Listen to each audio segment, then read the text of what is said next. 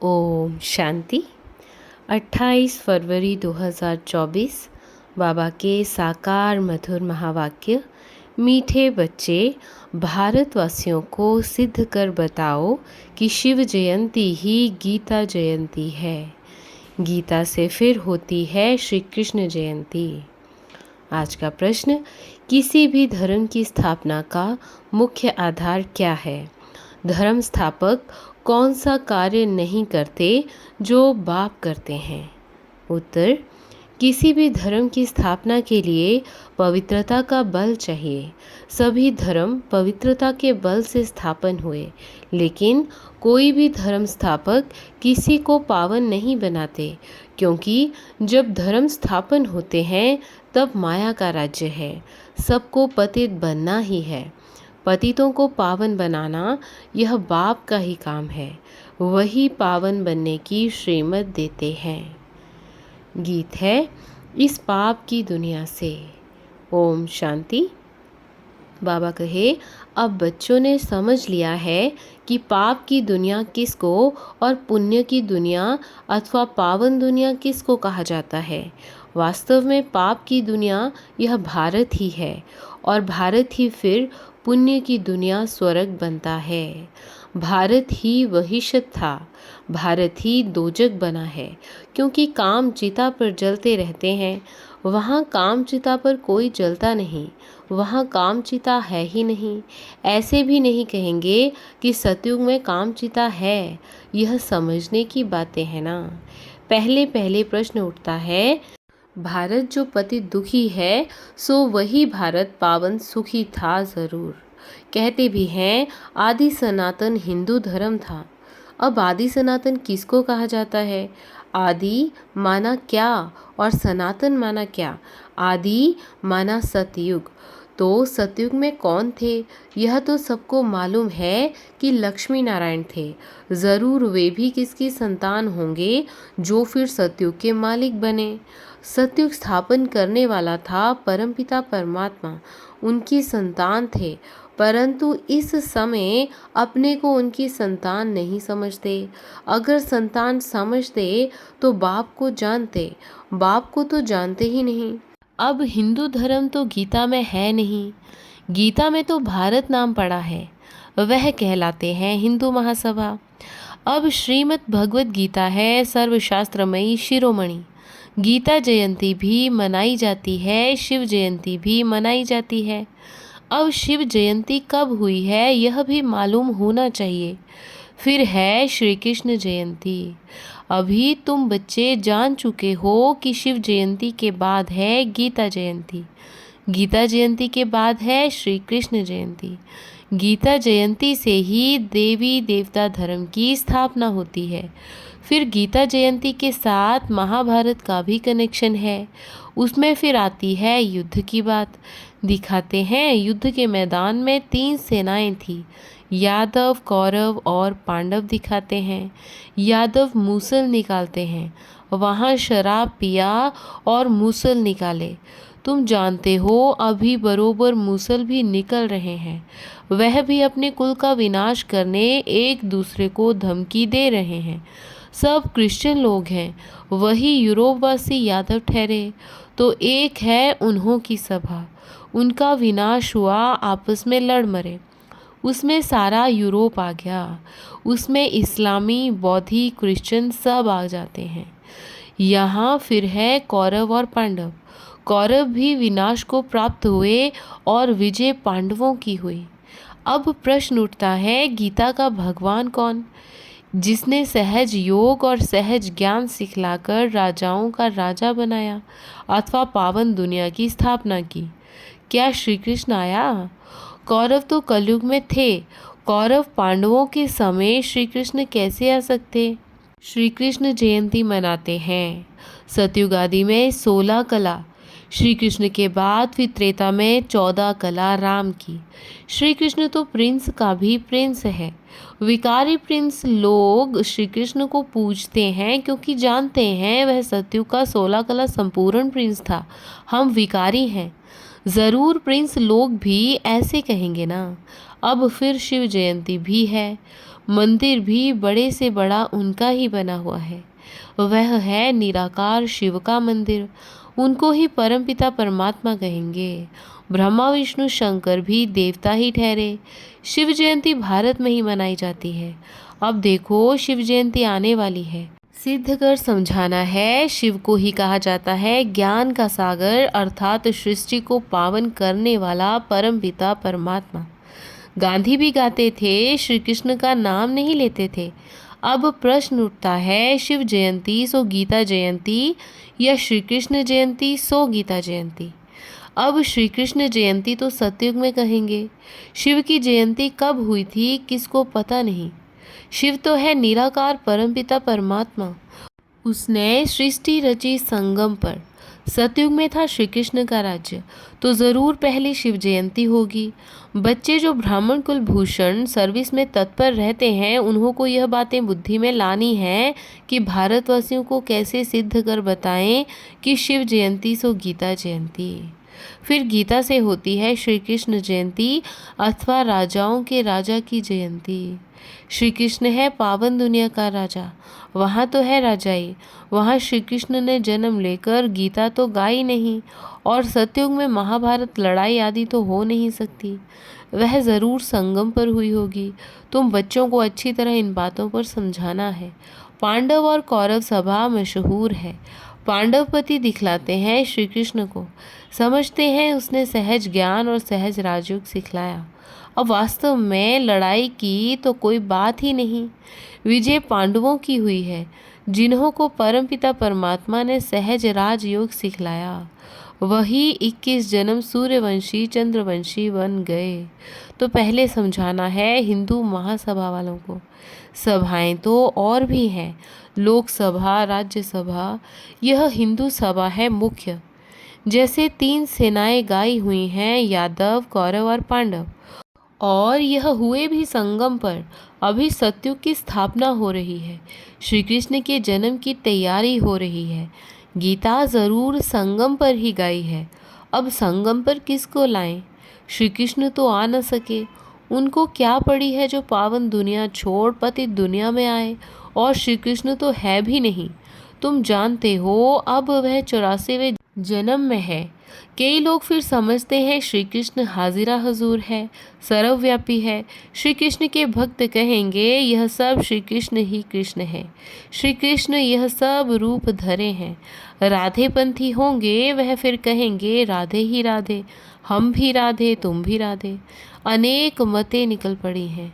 कोई कहे ईश्वर सर्वव्यापी, कोई कहे श्री कृष्ण सर्वव्यापी, कोई कहे राधे सर्वव्यापी। अब बाप तुम बच्चों को समझाते हैं, वह बाप वर्ल्ड अलमाइटी अथॉरिटी है, तो अब तुम बच्चों को भी अथॉरिटी दे रहे हैं कि कैसे इन सबको समझाएं। हिंदू महासभा वालों को समझाओ, वह इन बातों को समझ सकेंगे। वह अपने को रिलीजियस माइंडेड मानते हैं, गवर्नमेंट तो कोई धर्म को मानती नहीं। वह खुद ही मूझ गए हैं। शिव परमात्मा है निराकार ज्ञान सागर, और कोई को ज्ञान का सागर कह नहीं सकते। वह जब सम्मुख आकर ज्ञान दे तब राजाई स्थापन हो। फिर तो बस राजाई स्थापन हो गई।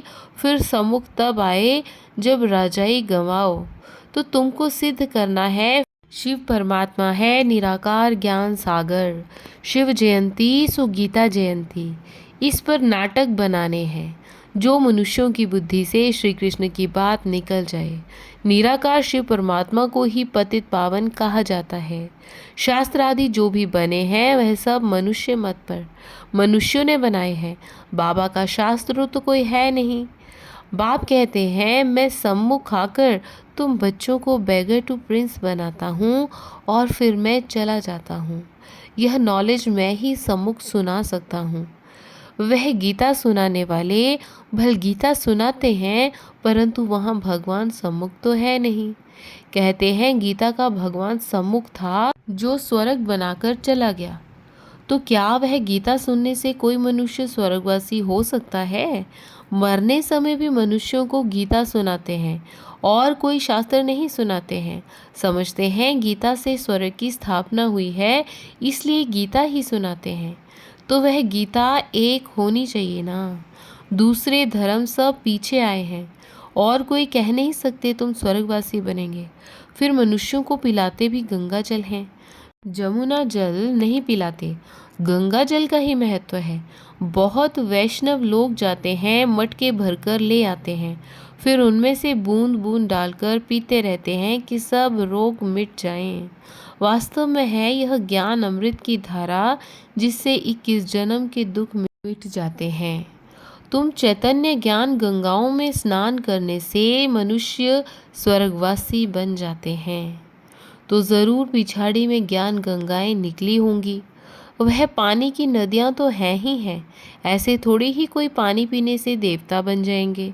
यहाँ कोई थोड़ा ही ज्ञान सुनते हैं तो स्वर्ग के हकदार बन जाते हैं। यह है ज्ञान के सागर शिव बाबा की ज्ञान गंगाएं। ज्ञान सागर गीता ज्ञान दाता एक शिव है, श्री कृष्ण नहीं है।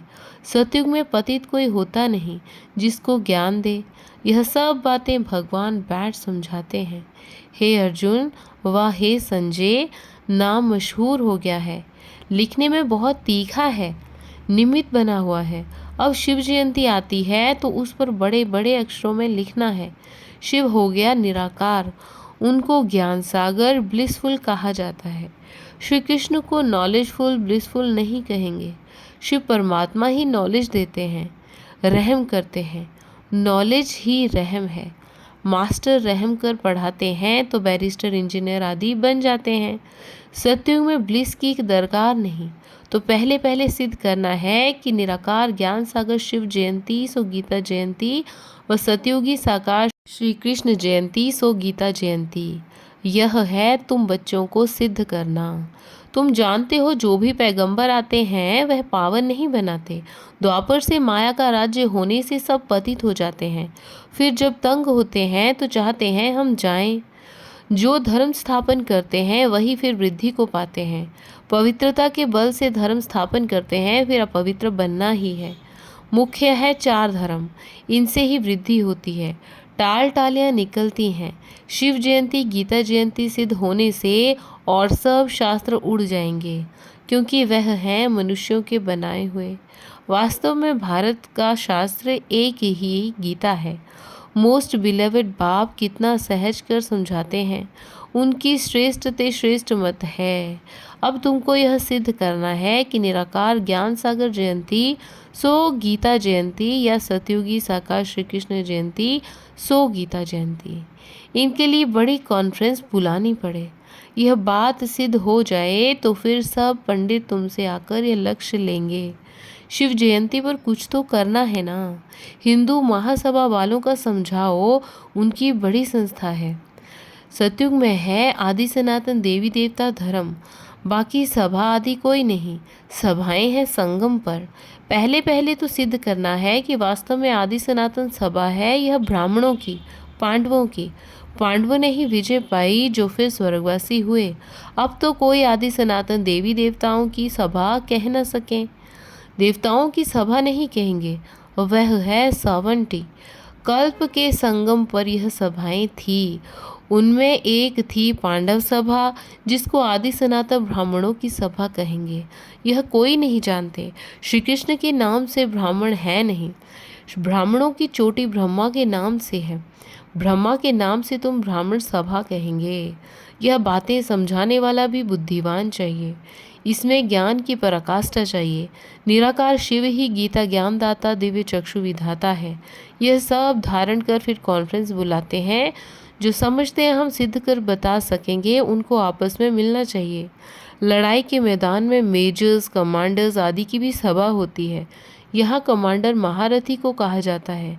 बाबा क्रिएटर डायरेक्टर हैं, स्वर्ग की रचना करते हैं, फिर डायरेक्शन देते हैं। महासभा बनाओ, फिर इस बात को उठाओ। गीता का भगवान सिद्ध होने से फिर सब समझेंगे कि उनसे योग लगाना चाहिए। बाबा कहते हैं मैं गाइड बनकर आया हूँ, तुम उड़ने लायक तो बनो। माया ने पंख तोड़ डाले हैं। योग लगाने से तुम्हारी आत्मा पवित्र हो जाएगी और उड़ेंगे। अच्छा मीठे मीठे सिखिलते बच्चों प्रति माता पिता बाप दादा का याद प्यार और गुड मॉर्निंग। रूहानी बाप की रूहानी बच्चों को नमस्ते।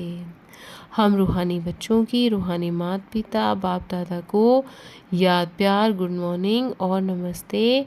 शुक्रिया बाबा, शुक्रिया। धारणा के लिए मुख्य सार, ज्ञान अमृत धारा से सबको निरोगी व स्वर्गवासी बनाने की सेवा करनी है। मनुष्यों को देवता बनाना है। बाप समान मास्टर रहमदिल बनना है। दूसरी पॉइंट, ज्ञान की पराकाष्ठा से बुद्धिवान बन शिव जयंती पर सिद्ध करना है कि शिव जयंती ही गीता जयंती है। गीता ज्ञान से ही श्री कृष्ण का जन्म होता है। आज का वरदान, दिनचर्या के हर कर्म में यथार्थ और युक्तियुक्त चलने वाले पूज्य पवित्र आत्मा भव।